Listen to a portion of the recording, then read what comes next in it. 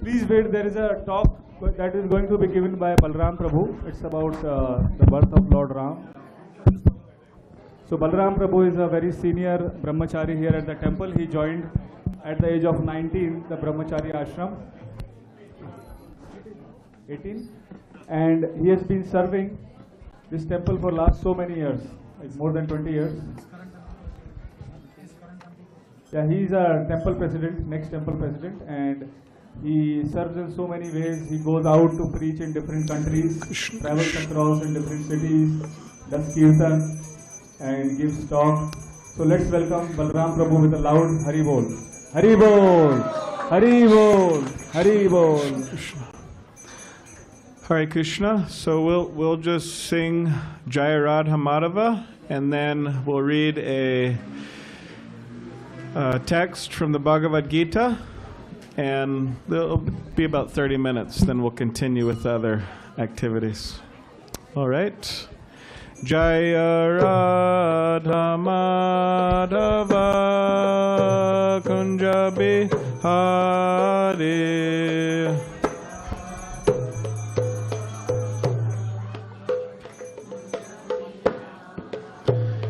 Jaya Radha Madhava Kunja Bihari.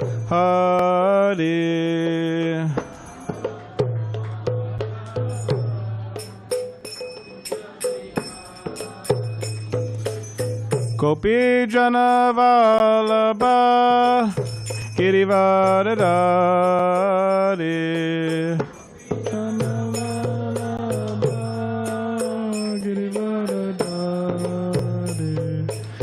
Gopi Janavallabha Girivardhari. Girivardhari. Yashoda Nandana Braja Jana Ranjana.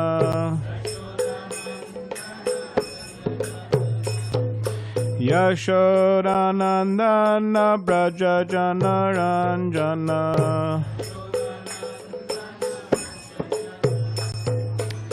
Yamuna Tiravanachari.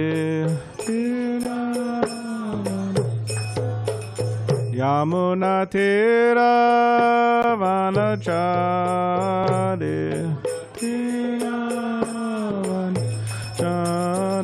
Jaya Radha Madhava Kunja Bihari.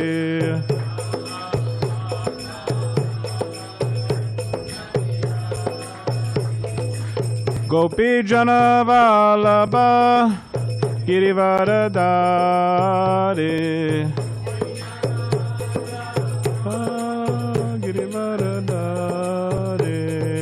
Yashodanandana Braja Jana Ranjana.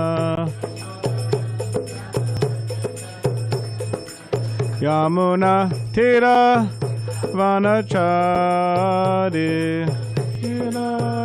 Vanachari. Jaya Radha Madhava Kunja Bihari. Madhava Kunja Bihari. Hare Krishna, Hare Krishna, Krishna Krishna, Hare Hare, Hare Rama, Hare Rama, Rama Rama, Hare Hare. Hare Krishna, Krishna Krishna, Hare Hare, Hare Rama, Hare Rama, Rama Rama, Hare Krishna, Hare Krishna, Krishna Krishna, Hare Hare, Hare Rama, Hare Rama, Rama Rama, Hare Hare.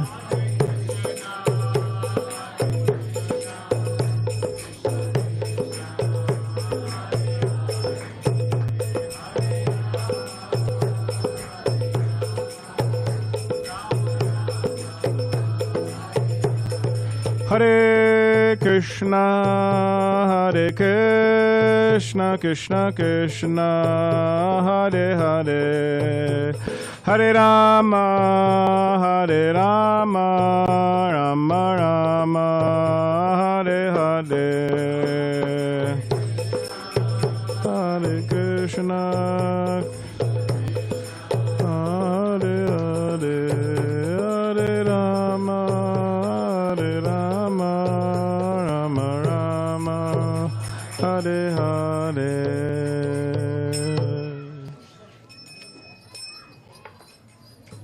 So tonight we'll be reading from Bhagavad Gita as it is, translation and commentary by His Divine Grace A.C. Bhaktivedanta Swami Prabhupada, and we'll be reading from chapter 4, Transcendental Knowledge, text 7. So if everybody could please repeat after me. Om Namo Bhagavate Vasudevaya.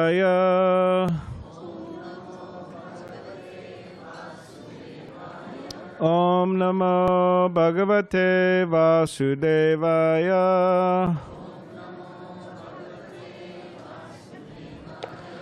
Om Namo Bhagavate Vasudevaya. Vasudevaya. All right. Yada yada hi dharmasya glanir bhaviti bharata abhyutanam adharmasya tadatmanam shrijamyaham. All right, translation.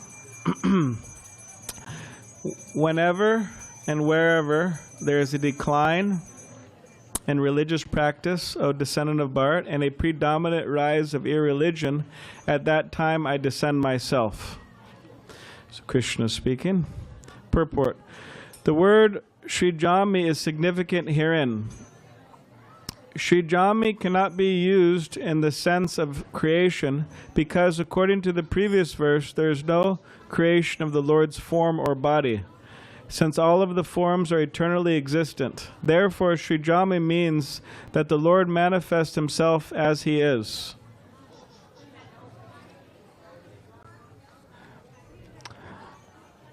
All right. Let's just rewind, okay? Text 8. Pritranayu sadhunam vinashaya chuduskritam dharma samstapanartaya sambhavami yuge yuge. Okay, translation. To deliver the pious and to annihilate the miscreants, as well as to reestablish the principles of religion, I myself appear millennium after millennium. Purport. According to Bhagavad Gita, a sadhu, holy man, is a man in Krishna consciousness. A person may appear to be irreligious, but if he has the qualifications of Krishna consciousness wholly and fully, he is to be understood to be a sadhu. A duskritam applies to those who do not care for Krishna consciousness. Such miscreants or duskritam are described as foolish and the lowest of mankind, even though they may be decorated with mundane education, whereas a person who is 100% engaged in Krishna consciousness is accepted as a sadhu, even though such a person may be neither learned nor well-cultured. As far as the atheistic are concerned, it is not necessary for the Supreme Lord to appear, as He is to destroy them, as He did with the demons Ravana and Kamsa. The Lord has many agents who are quite competent to vanquish the demons, but the Lord especially descends to appease His unalloyed devotees, who are always harassed by the demoniac. The demon harasses the devotee, even though the latter may happen to be his kin. Although Prahlad Maharaj was the son of Hiranyakashipu, he was nonetheless persecuted by his father. Although Devaki, the mother of Krishna, was the sister of Kamsa, she and her husband Vasudeva were persecuted only because Krishna was to be born of them.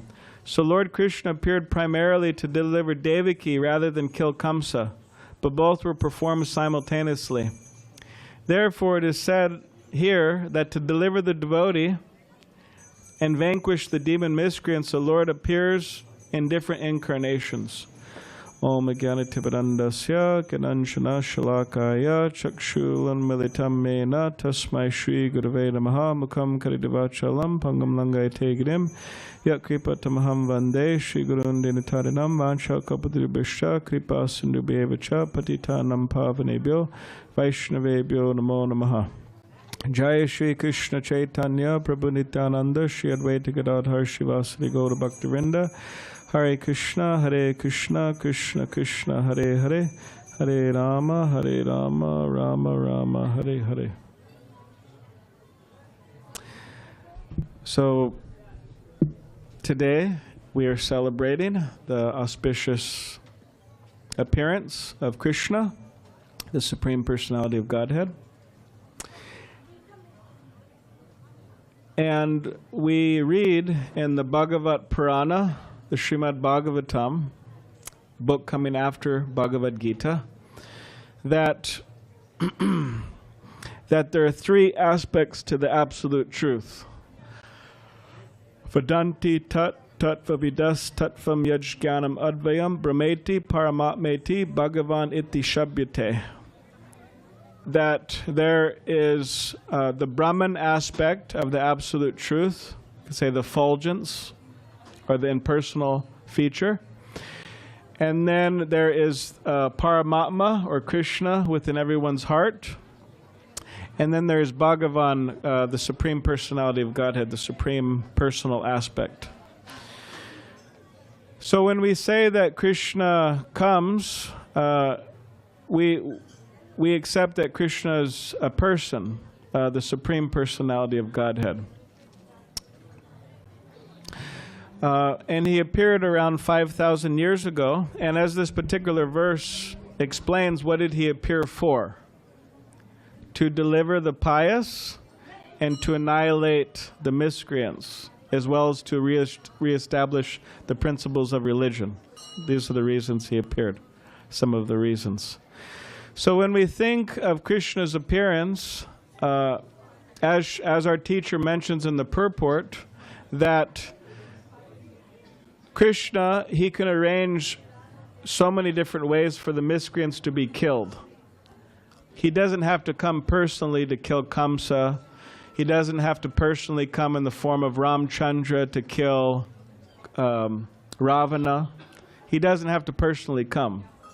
He could arrange that they're killed without him personally coming. So then the question is, then why does he come personally? So one particular time there was an emperor named Akbar, and he had a minister named Birbal. So Akbar, he was wondering about this. Why does God come personally, or why does Krishna come personally? And Birbal, he said that I will explain this to you. I will teach you this very soon. So some time passed, and Akbar, he had some of his servants. They were bathing his baby, just like I guess you could say more of a traditional way of bathing a baby, kind of like with a conch shell or some type of container, container you're bathing baby. So their servants were bathing Akbar's baby, and all of a sudden they dropped the baby, and the baby started to drown in the water.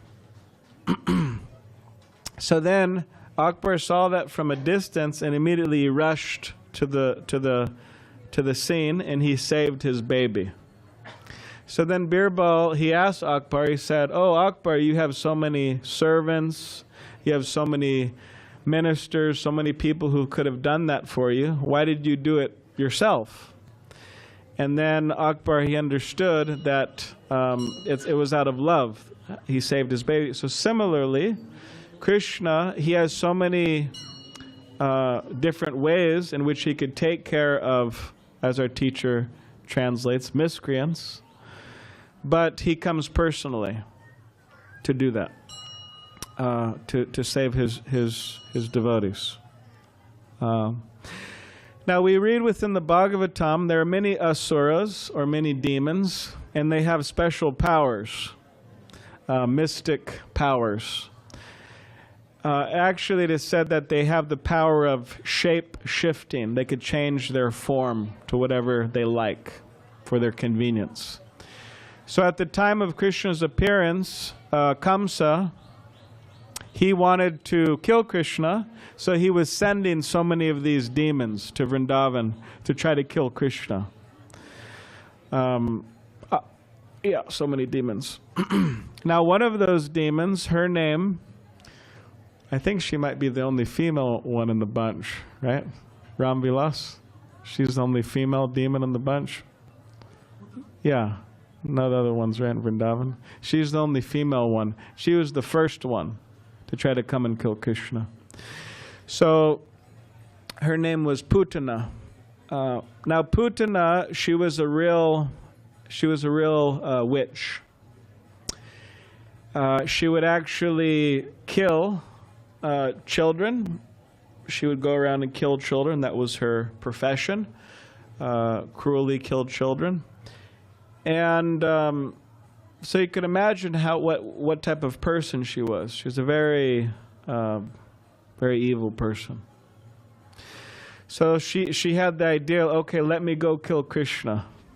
So she came and she disguised herself as a very beautiful woman. And it said that the example was that given that it was like, she was like a sword that was in a beautiful box. No one could see the sword, they could just see the box. So yeah, she went into Nanda Maharaj and Mother Yashoda's home to come kill Krishna. And somehow or other, Mother Yashoda and all the devotees in the home, they just let her pass by. They somehow or other didn't see that her intention or who she was. So she came, and her idea, because Krishna at that particular time, he was just very young baby. He was just a very young baby. So she was thinking that, okay, let me kill this child through feeding him, breastfeeding him. So she put poison on her breast, and she went to feed Krishna. And of course, Krishna, being the Supreme Personality of Godhead, he understood what she was doing. That this person's coming here to kill me. So what did Krishna do? He accepted her milk, and he also sucked out her life air. He killed her. Now, interesting enough is that, and then she transformed back into this witch, which was very, I think they said something like 8 miles long. So, but she killed, Krishna killed her, Putana. Now, interesting enough is that we read in the Bhagavatam, one great devotee by the name of Uddhava, he's actually Krishna's cousin brother. We read that when Krishna left the planet, Uddhava was feeling this deep separation. He was missing Krishna a lot. And he felt that the whole universe was vacant without Krishna.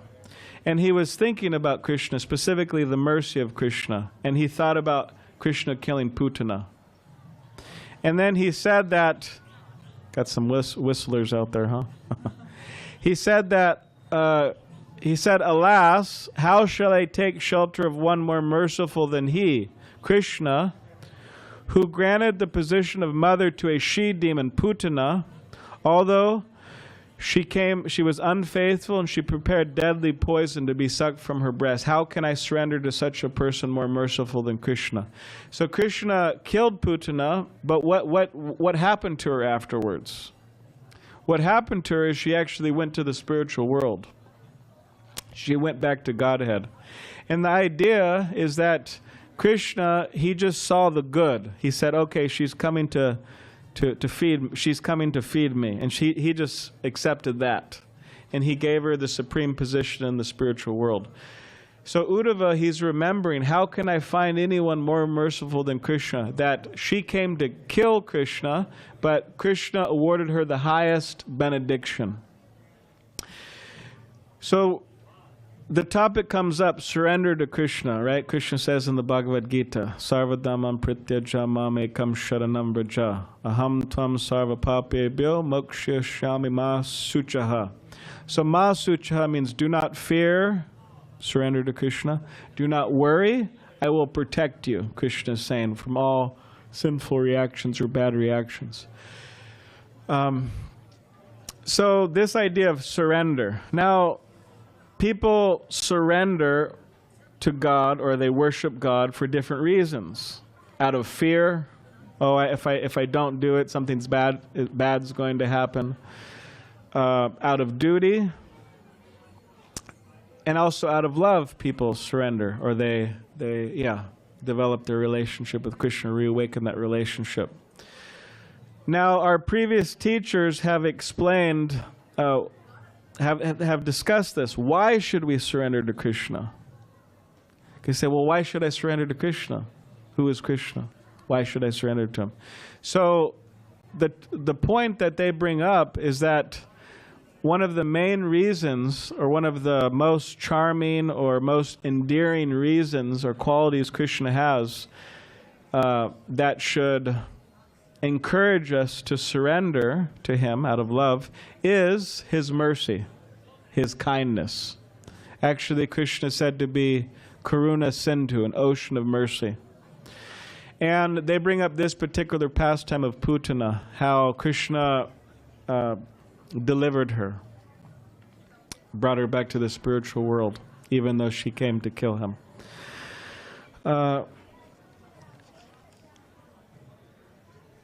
So when we think of Dharma, we may think we have so many Dharmas, which we do, actually. There's men have a particular Dharma, women have a particular Dharma. We all have particular duties we're supposed to do within this world. But we shouldn't forget that the main Dharma of the soul, or us, is to awaken our loving relationship with Krishna. We may do so many things, we may be engaged in so many things in this world, but we shouldn't forget the main Dharma of the soul, and that is to reconnect with the Supreme Personality of Godhead through love and devotion. I saw some time ago, there was one young man, he was wearing a t-shirt. And the t-shirt said, sometimes it's questionable whether we should read what's on the t-shirts, but anyways, it's kind of a natural inclination to read what's on the t-shirt. But on the t-shirt it said, I am my grandparents' worst nightmare. In other words, if my grandparents saw me and what I was doing, it would really scare them. I'm their worst nightmare. Now, if we think about it, of course, no son or daughter or grandchild, they don't really want to be stamped as, oh, I'm my grandparents' worst nightmare. That's not very nice. We want to make our grandparents happy. Now, if you think about it from a traditional point of view, many of you, I suspect here, are from India.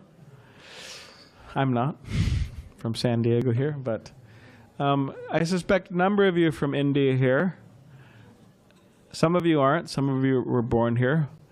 But if you look at our parents, if you look at our grandparents, specifically speaking from those coming from India, they're very religious people.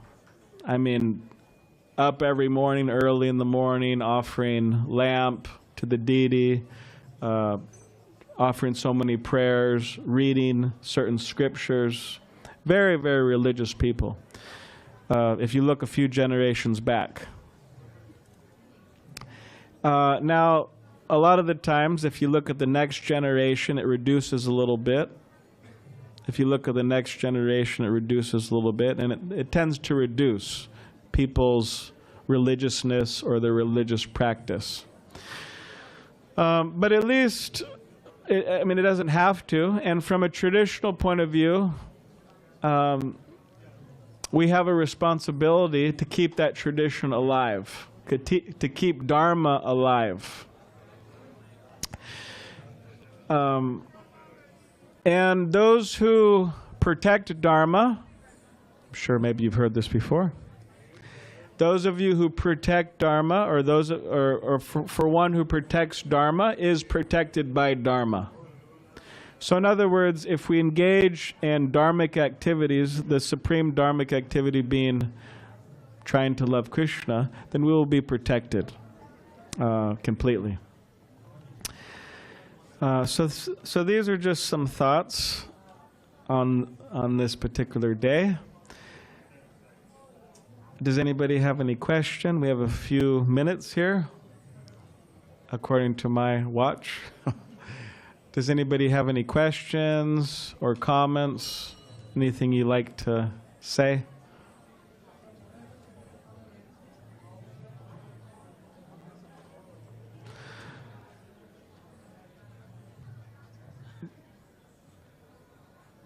I don't know if anyone is shy here, or maybe they just don't have anything to say. You have something to say? Oh, okay. Yes. Yes. Krishna take birth to deliver devotees and annihilate the miscreants. So you gave example of Putana. Can you give example of a devotee? Oh, protecting the devotees? Okay. Yes, so Ramesh is asking the question. I said, and I quoted Bhagavad Gita here, read the verse, that Krishna comes to deliver the pious and to annihilate the miscreants. So I gave an example of how Krishna, he annihilated one of the miscreants, Putana. So he's asking, can I give an example of how Krishna protected sadhu, or saintly person? Yeah. So, there's a number of examples how Krishna protected his devotees. You have the example of, they kind of go together, because you have Kamsa, and Kamsa again wanted to kill Krishna. He was always thinking of Krishna. He was very Krishna conscious, but in an unfavorable way. But simultaneously he was harassing Devaki and Vasudeva and Ugrasena, his father. In this way he was causing a lot of trouble, a lot of distress to the devotees. So we have the example of Krishna coming to Mathura and him walking into the arena. They were going to have a wrestling match. Now, according to people's different states of mind or vision, they were seeing Krishna differently when he came in. The yogis, they were seeing, oh, here's the super soul, God within the heart. He's appeared here. It says that the women, they were seeing him, a number of them were seeing him in a conjugal way. Oh, this is his Cupid, he's appeared here. Some of the elderly women, they're thinking, this is just a young boy, this isn't right. How can he be wrestling with these professional wrestlers who are like, so much more, at least externally looking so much more stronger than him and big, Chanora and Mushtaka, these powerful wrestlers. It would be like a 7-year-old boy today going into some wrestling match with some, sorry to use the example, but like a UFC type of guy. Those of you who know that. So it seemed very unfair. So in this way, the different devotees were seeing Krishna differently, according to their vision. So he came in, and eventually they started this wrestling match. And of course, Balarama was there, Krishna was there, and they were taking care of these wrestlers left and right. And the last one was Kamsa. So what Krishna did is Kamsa was there on his throne, and Krishna he came and he dragged him off of his throne by the hair, and then then Krishna he got on top of him and just punched him, and then he killed him. So in this way, Krishna delivered his devotees from the wrath of Kamsa. Yeah, so they kind of go together. Does anybody have any other? I can ask one question. Okay. Yeah. So you have said like how Krishna, he knows that Putana is coming with an ill intent of killing children, and then he sucked the life out of Putana and so on. So there is this question, right? Like, so Krishna, who is already in all our intelligence and everything, why don't Krishna cut the thought which is evil rather than the person who is evil? Within us. Yeah. Why doesn't Krishna cut the thought? Yeah. Like for Putana or like for Shishupala and so on. Yeah. Why that vada has to happen? Like, why not he cut the thought of the evilness within them? Cut it from Putana? Yeah, and Shishupala and so on. Okay. Yeah, so the question is, if Krishna is the Supreme Personality of Godhead, he's the Supreme Godhead, which he is,